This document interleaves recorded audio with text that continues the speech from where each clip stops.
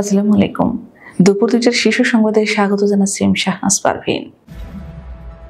Doctor ইউনূসের সভাপতিত্বে অনুষ্ঠিত হচ্ছে উপদেষ্টা পরিষদের সভা। খালেদা জিয়ার ফিরে আসা গণতন্ত্র উত্তরণকে সহজ করবে মির্জা ফখরুল। বাগেরহাটের সাবেক এমপি মিলন সহ আওয়ামী লীগ ও অঙ্গ সংগঠনের ৯ জন গ্রেফতার। ফিরোজার নিরাপত্তায় সেনাবাহিনী। খালেদা জিয়া মাটি মানুষের নেত্রী, এটা বারবার প্রমাণ দিয়েছেন কাদের গনি চৌধুরী। ময়মনসিংহের ৬ থানার ওসিকে একযোগে বদলি। ৬ জেলায় বজ্রবৃষ্টির আভাস। ১৭ বছর পর দেশে ফিরছেন জুবাইদা রহমান। বিয়ের ১০ দিনের মাথায় স্ত্রী শাশুড়িকে হত্যার পর ঘরে আগুন দিল যুবক। নাগরিকত্ব পেতে নাবালক সন্তানদের মার্কিন সীমান্তে ফেলে আসছেন ভারতীয়রা। শত্রুর যে কোনো আগ্রাসন মোকাবিলায় প্রস্তুত পাকিস্তানি সেনাবাহিনী, শেহবাজ। দ্বিপক্ষীয় সম্পর্ক জোরদারে আগ্রহী আরব আমিরাত। এবং মস্কোতে ভয়াবহ ড্রোন হামলা, বন্ধ সব বিমানবন্দর। শুনছিলেন শিরোনাম, এবার বিস্তারিত। প্রধান উপদেষ্টা ডক্টর মোহাম্মদ ইউনূসের সভাপতিত্বে অনুষ্ঠিত হচ্ছে উপদেষ্টা পরিষদের সভা। মঙ্গলবার প্রধান উপদেষ্টার তেজগাঁওয়ের কার্যালয়ে এই সভা চলছে। জানা গেছে, সভায় অন্তর্বর্তী সরকারের বিভিন্ন গুরুত্বপূর্ণ সিদ্ধান্ত নিয়ে আলোচনা করছেন উপদেষ্টা পরিষদের সদস্যরা। এ সময় বিভিন্ন মন্ত্রণালয়ের দায়িত্বপ্রাপ্ত উপদেষ্টারা তাদের গৃহীত পদক্ষেপ নিয়ে অবহিত করেন প্রধান উপদেষ্টার কাছে। সেই সঙ্গে দেশের চলমান ও সার্বিক পরিস্থিতি নিয়েও আলোচনা হয় সভায়। অপরদিকে বিকেল ৩টায় রাজধানীর ফরেন সার্ভিস একাডেমিতে উপদেষ্টা পরিষদের বৈঠক নিয়ে সংবাদ সম্মেলন অনুষ্ঠিত হবে। এতে বক্তব্য দেবেন আইন, বিচার ও সংসদ বিষয়ক উপদেষ্টা আসিফ নজরুল।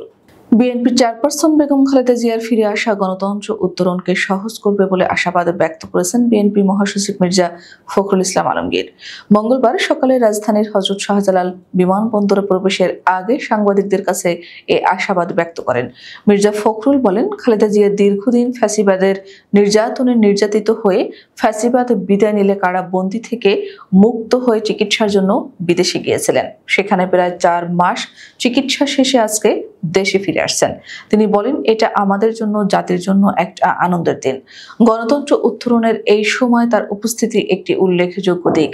তার ফিরে আসা আমাদের গণতন্ত্র উত্তরণে সহজ করবে, দেশকে সঠিক ও বৈষম্যহীন পথে নিয়ে যেতে সহযোগিতা করবে। বাগেরহাটে ৪ আসনের সাবেক সংসদ সদস্য আমিরুল আলম মিলন সহ আওয়ামী লীগ ও এর অঙ্গ সংগঠনের ৯ সদস্যকে গ্রেফতার করেছে ঢাকা মহানগর গোয়েন্দা পুলিশ। রাজধানীতে চালানো অভিযানে তাদের গ্রেফতার করা হয়। মঙ্গলবার সকালে ঢাকা মহানগর পুলিশের মিডিয়া অ্যান্ড পাবলিক রিলেশনস বিভাগ থেকে এক খুদে বার্তায় এ তথ্য জানানো হয়। এর আগে গত রোববার রাতে রাজধানীর বিভিন্ন স্থানে অভিযান চালিয়ে আওয়ামী লীগ এবং এর সহযোগী সংগঠনের ৪ নেতাকর্মীকে গ্রেফতার করেছে পুলিশ। বিএনপির চেয়ারপারসন বেগম খালেদা জিয়ার গুলশানের বাসা ফিরোজার নিরাপত্তায় সেনাবাহিনীর সদস্যরা রয়েছেন। এছাড়া আইনশৃঙ্খলা বাহিনীর বিভিন্ন পর্যায়ের সদস্যরা রয়েছেন।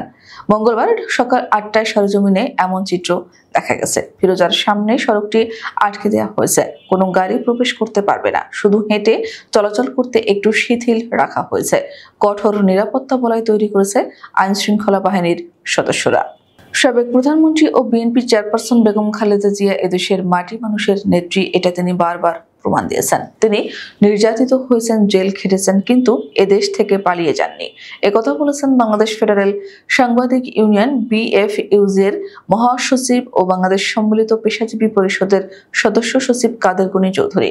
মঙ্গলবার রাজধানীর বনানীর শেরাটন হোটেলের সামনে বেগম খালেদা জিয়া ও তার 2 পুত্রবধূকে স্বাগত জানিয়ে অবস্থানকালে তিনি একথা বলেন। মাত্র একদিনের ব্যবধানে ময়মনসিংহ জেলার ৬ থানার ওসিকে বদলি করা হয়েছে। তাদের বিরুদ্ধে নানা অনিয়ম ও বিতর্কিত কর্মকাণ্ডে জড়িত থাকার অভিযোগ উঠেছিল। পুলিশের সদর দপ্তর থেকে জনস্বার্থে জারিকৃত আদেশে এই বদলির বিষয়টি নিশ্চিত করা হয়।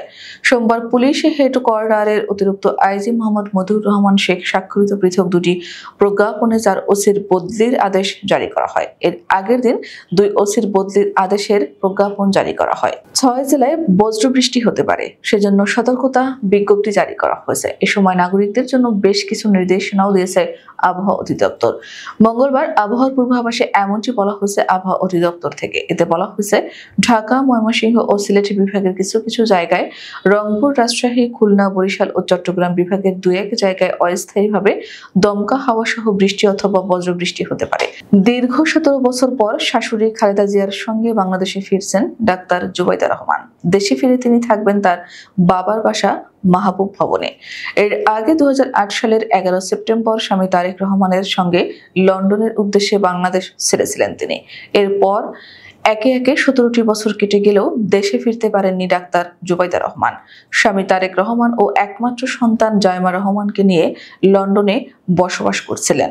পিরোজপুরের ভান্ডারিয়া উপজেলার ধাওয়া ইউনিয়নের ধাওয়া গ্রামের খানবাড়ির স্ত্রী ও শাশুড়িকে গলা কেটে হত্যা করে পালিয়েছে জামাতা মোহাম্মদ বাদল খান। সোমবার রাতে 11টার দিকে দুজনকে হত্যা করে ঘরে আগুন দিয়ে পালিয়ে যান তিনি। এ ঘটনায় নিহতরা হলেন চম্পা বেগম ও তার মা বিলকিস বেগম। মোহাম্মদ বাদল খান ধাওয়া গ্রামের মৃত আজিজ খানের ছেলে। অভিযুক্ত বাদল খান পেশায় একজন চা বিক্রেতা। হাজার হাজার বাবা মায়ের মধ্যে ভারতীয়রাও রয়েছেন যারা তাদের সন্তানদের মেক্সিকো, মার্কিন যুক্তরাষ্ট্র বা কানাডা, মার্কিন সীমান্তে রেখে আসছেন তাদের সন্তানদের এবং নিজেদের নাগরিকত্বের আশায়। 2024 অর্থ বছরে ভারত থেকে 500 জনেরও বেশি পরিবারচ্যুত নাবালককে যুক্তরাষ্ট্রে গ্রেফতার করা হয়েছিল। বিষয়টি প্রকাশ্যে আসতেই নড়েচড়ে বসেছে ট্রাম্প প্রশাসন। মার্কিন নাগরিকত্ব পাবার এই পথ অস্বাভাবিক নয়, তবে শিশুদের এই কাজে ব্যবহার করা সত্যিই ঝুঁকিপূর্ণ। পাকিস্তানের প্রধানমন্ত্রী শেহবাজ শরীফ বলেছেন, ভারতের যে কোনো আগ্রাসনের বিরুদ্ধে পাকিস্তানের সশস্ত্র বাহিনী পুরোপুরি প্রস্তুত। একই সঙ্গে পুরো জাতি সেনাবাহিনীর পাশে ঐক্যবদ্ধ বলেও মন্তব্য করেছেন তিনি। পাকিস্তান পিপলস পার্টির চেয়ারম্যান বিলাওয়াল ভুট্টো জারদারির নেতৃত্বাধীন একটি প্রতিনিধি দলের সঙ্গে বৈঠকে তিনি এ মন্তব্য করেন। সোমবার এক প্রতিবেদনে এ তথ্য জানিয়েছে পাকিস্তান সংবাদ মাধ্যম ARY নিউজ। প্রধানমন্ত্রী শেহবাজ বলেন, আমাদের সাহসী সেনাবাহিনী সবসময় শত্রুর মোকাবেলায় তৈরি।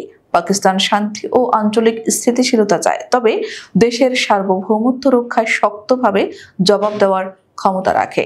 বিনিয়োগের পরিবেশ দেখতে বাংলাদেশের সফরে আসছে মধ্যপ্রাচ্যের দেশ সংযুক্ত আরব আমিরাতের মন্ত্রিসভার একটি প্রতিনিধি দল। দেশটির এই প্রতিনিধি দলের সদস্যরা অন্তর্বর্তী সরকারের প্রধান উপদেষ্টা ডক্টর মোহাম্মদ ইউনূসের সঙ্গে সাক্ষাৎ করবেন। দুই দেশের মধ্যকার নানা ইস্যুতে আলোচনা করবেন তারা। তবে বন্দর উন্নয়ন, লজিস্টিক্স এবং নবায়নযোগ্য জ্বালানি খাতে বিনিয়োগের আগ্রহ থাকায় এ সফরে বাংলাদেশে বিনিয়োগের পরিবেশ কেমন তা যাচাই করবেন তারা, এমনটা জানা যায় পররাষ্ট্র মন্ত্রণালয় সূত্রে। রাশিয়ার রাজধানী মস্কোতে ভয়াবহ ড্রোন হামলা চালিয়েছে ইউক্রেন। এ নিয়ে টানা দ্বিতীয় রাত ইউক্রেনের ড্রোন হামলার মুখে পড়ল রাশিয়ার এই রাজধানী। এদিকে সর্বশেষ হামলার পর মস্কোর 4টি বিমানবন্দর সাময়িকভাবে বন্ধ করে দেওয়া হয়েছে। এছাড়া বেশ কিছু ইউক্রেনীয় ড্রোন ভূপাতিত করার দাবিও করেছে রাশিয়া। মঙ্গলবার এক প্রতিবেদনে এই তথ্য জানিয়েছে ব্রিটিশ সংবাদ মাধ্যম BBC। সংবাদ মাধ্যমটি বলছে, রাশিয়ার রাজধানী মস্কো টানা দ্বিতীয় রাত ইউক্রেনের ড্রোন হামলার মুখে পড়েছে। আমাদের পরবর্তী রাত 10টার শীর্ষ সংবাদ দেখার আমন্ত্রণ জানিয়ে এখনকার মতো বিদায় নিচ্ছি। দর্শক, ভিডিওটি শেষ পর্যন্ত দেখার জন্য আপনাকে অসংখ্য ধন্যবাদ। নিত্য নতুন সংবাদ পেতে আমাদের ইউটিউব চ্যানেলটি সাবস্ক্রাইব করুন ও নিয়মিত নোটিফিকেশন পেতে বেল বাটনটি ক্লিক করুন এবং আমাদের ফেসবুক পেজটিতে লাইক করুন। এছাড়াও আমাদের ভিডিওতে লাইক দিয়ে শেয়ার করুন। আল্লাহ হাফেজ।